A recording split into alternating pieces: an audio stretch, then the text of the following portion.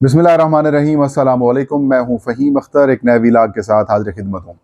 नाज़रीन, आज election commission of Pakistan में इस्लामाबाद के 3 हलकों से मुस्लिम लीग नून के फॉर्म 47 के ऊपर जितवाए गए MNAs की जानिब से एक दरख्वास्त दायर की गई है। और ये दरख्वास्त दायर की गई कि इलेक्शन ट्रिब्यूनल जो कि इस्लामाबाद के 3 हलकों के लिए बनाया गया है, इस्लामाबाद हाई कोर्ट के जज जस्टिस तारिक महमूद जहांगीरी साहब की सरबराही में, इससे हमें इंसाफ की उम्मीद नहीं है। तो इलेक्शन कमीशन ऑफ पाकिस्तान जो है वो इन ट्रिब्यूनल को तब्दील करके हमें स्टे दे दे या फिर कोई और काम कर दे या फिर जो इंसाफ मिलता है वो फराहम कर दे।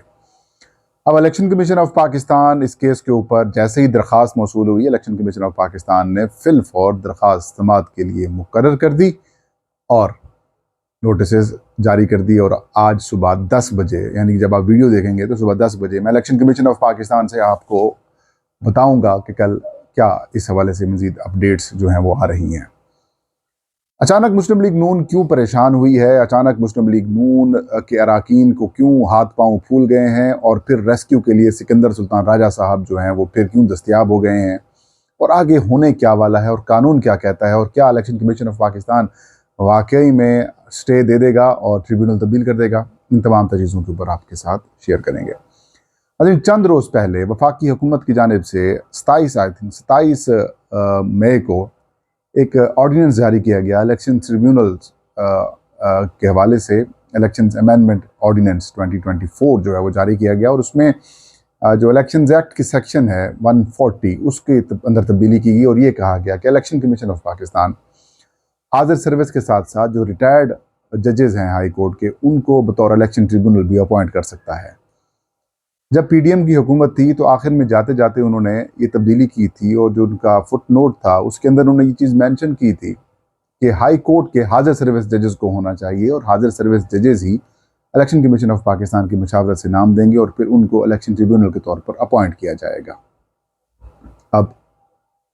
अब अचानक ऐसा क्या होता है कि खुद अपने ही बनाए करदा कानून के खिलाफ ऑर्डिनेंस लेके आ जाते हैं।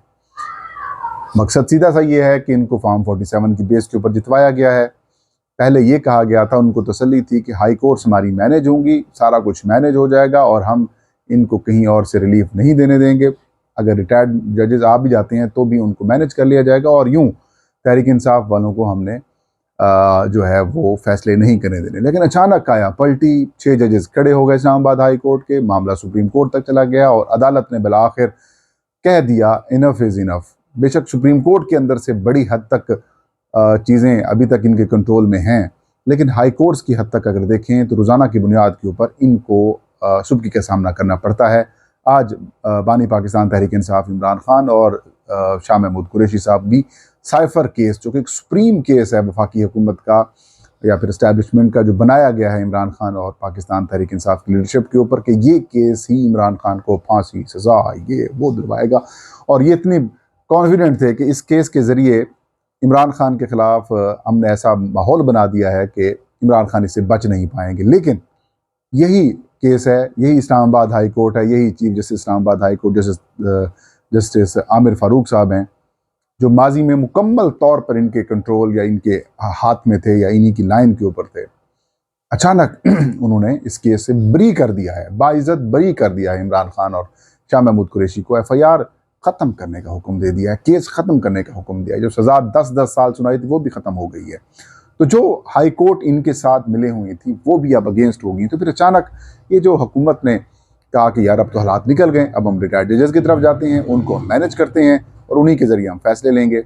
लेकिन क्या करें, ये जो ऑर्डिनेंस है ये भी अदालतों में चैलेंज हो चुका है। और ऐसे में इस्लामाबाद हाई कोर्ट के जो जज हैं जस्टिस तारिक महमूद जहांगीरी, जो कि NA 46, 47 और 48 इस्लामाबाद के इन तीनों हलकों के इलेक्शन ट्रिब्यूनल हैं, और वो काम बड़ी स्पीड के साथ पकड़े हुए हैं। वो कहानी, वो ऐसा समझे कि वो डंडा लेके बैठे हैं और मार रहे हैं।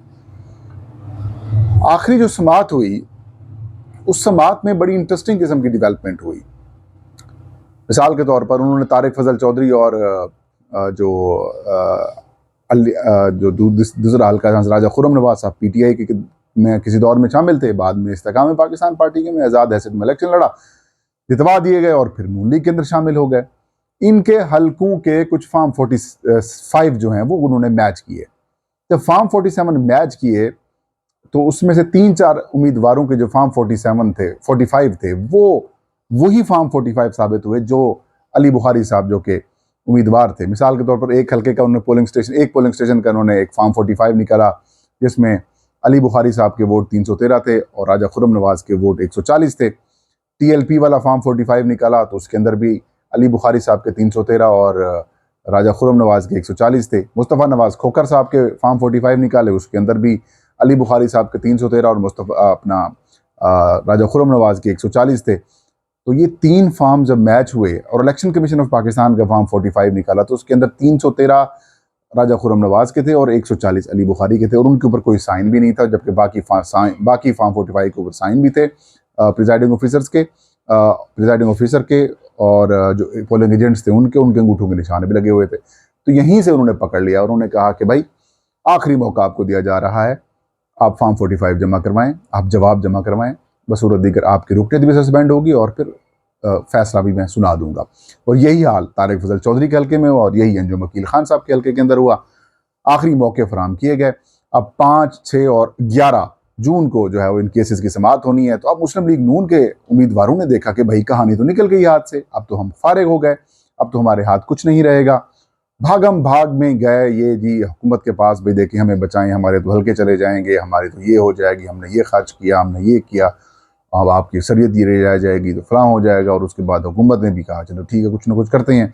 फिर रातों रात एक दरख्वास्त तैयार करवाई गई, एक ही दरख्वास्त कॉपी पेस्ट किया गया, नाम तब्दील किए गए, अलग अलग वकील किए गए और इलेक्शन कमीशन ऑफ पाकिस्तान में जमा करा दी गई। और फिर सोने पे सुहागा, इलेक्शन कमीशन ऑफ पाकिस्तान ने भी फ़ौरन से पहले दरख्वास्त जो है वो समाअत के लिए मुकर्रर कर दी और आज सुबह 10 बजे इस केस की समाअत होगी।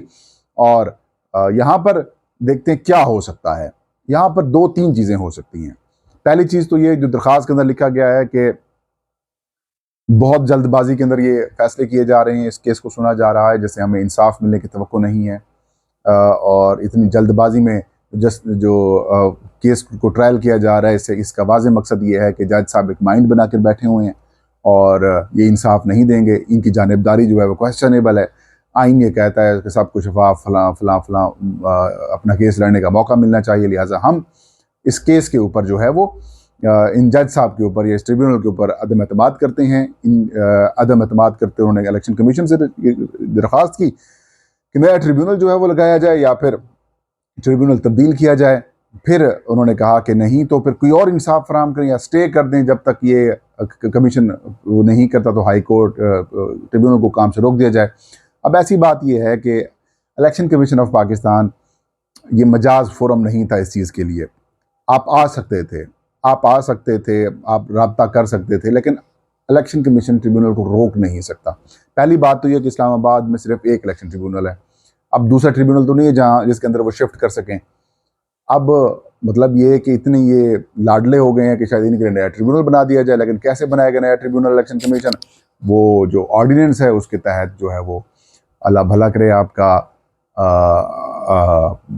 वो चैलेंज हुआ पड़ा है हाई कोर्ट के अंदर ऑर्डिनेंस, उसके तहत तो रिटायर्ड जज आ नहीं सकता। अगर किसी और हाजिर सर्विस जज के पास ये करते भी हैं शिफ्ट करते तो उसको इस्लामाबाद हाई कोर्ट से रजू करना पड़ेगा, क्योंकि इलेक्शन एक्ट अभी तक तो मौजूद है, क्योंकि वो स्टे हो चुका है, वो चैलेंज है उसके अंदर, तो वो भी नहीं हो सकता। तो अब रास्ता क्या निकालेंगे? या तो लिंगर ऑन करेंगे, रिजेक्ट करेंगे। लेकिन मैं ये समझ रहा हूँ कि इस केस के अंदर इलेक्शन कमीशन ऑफ पाकिस्तान भी कुछ नहीं कर सकता। मुस्लिम लीग नून को ये चाहिए था, उनके वकला को या फिर उनकी जो टीम है उनको ये चाहिए था कि ये सुप्रीम कोर्ट से रजू कर लेते, चीफ जस्टिस ऑफ पाकिस्तान काजी फैज़ल साहब की दरख्वास्त दिलवा देते या उधर कमेटी की में दरख्वास्त भिजवा देते कि देखें जी अब तो हमारी कहानी ख़त्म हो रही है, ये इलेक्शन ट्रिब्यूनल ये हरकतें कर रहा है, ये काम कर रहा है। भाई 180 दिन तक इलेक्शन ट्रिब्यूनल ने जो करना है वो करेगा और वो आपको फेस करना पड़ेगा।